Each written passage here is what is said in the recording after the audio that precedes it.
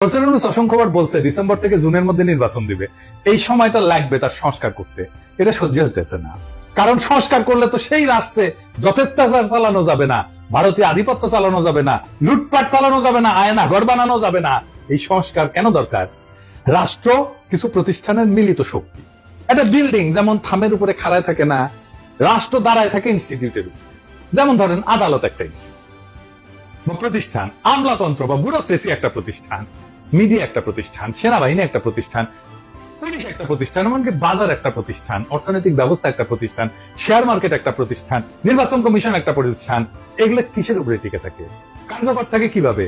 একটা জিনিসে, একটা মাত্র জিনিসে এগুলো কার্যকর থাকে, সেটা হচ্ছে ট্রাস্ট বা বিশ্বাস। আপনার আদালতের উপরে বিশ্বাস থাকতে হবে যে আপনি ওখানে যে ন্যায় বিচার পাবেন। পুলিশের কাছে গেলে আপনি নিরাপত্তা পাবেন, বিশ্বাস থাকতে হবে। নির্বাচনে অবাধে ভোট দিতে পারবেন, এই বিশ্বাসটা থাকতে হবে। প্রশাসনের কাছে গেলে বিনা ঘুষে সেবা পাবেন, এই বিশ্বাস থাকতে হবে।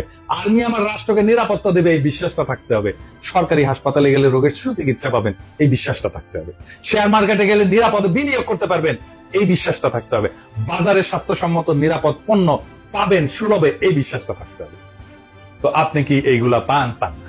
আপনি ভোট দিতে পারেন? পারেন না। ঘুষ ছাড়া ফাইল নড়ে। বাজার ফাংশন করে না। আপনাকে চাঁদা দিতে হয় ব্যবসা করার জন্য। ব্যাংকে টাকা রাখিয়ে লুট হয়ে যায় সেই টাকা। শেয়ার মার্কেটে আপনার টাকা লুট হয়ে যায় বছরের পর বছর।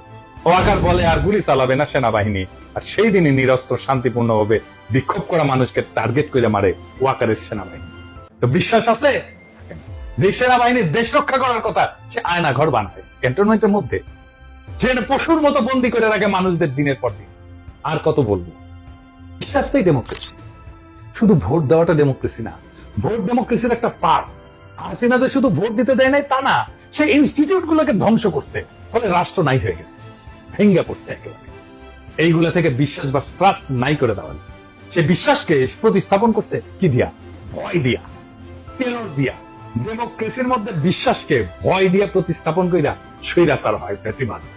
আপনি চিন্তা করে দেখেন, আপনার জীবন কাটতো ভয়, সারাক্ষণ ভয়, চাকরির ভয়, সম্পদ হারানোর ভয়, অপমানের ভয়, জেলে যাওয়ার ভয়, গুম হওয়ার ভয়, মাস্তানির শিকার হওয়ার ভয়। প্রেসিডেন্ট সরকারের টাইম লাগতেছে কেন সামাল দিতে? কারণ ভয় দিয়ে তো প্রেসিডেন্ট শাসন করতেছে না, আর ইনস্টিটিউট গুলো তো দাঁড়ায় নাই। এই যে গ্যাপ, এই টাইমে রাষ্ট্র এই অবস্থাতেই থাকবে। সেজন্য সংস্কার, এই সংস্কার না হইলে ভয় দিয়ে শাসন করতে হবে। যেই আসুক ক্ষমতায়, তাই বলি যে বিএনপি স্বৈরাচার হয়ে উঠতে হবেই, মাপ নাই যদি রাষ্ট্রের সংস্কার না হয়। এই সংস্কারে বাধা দেওয়ার জন্য ইন্ডিয়া আর বিএনপি উর্দি পড়া মাস্তান নিছে, সে হইতেছে ওয়াকার। সেই উর্দি পড়া মাস্তান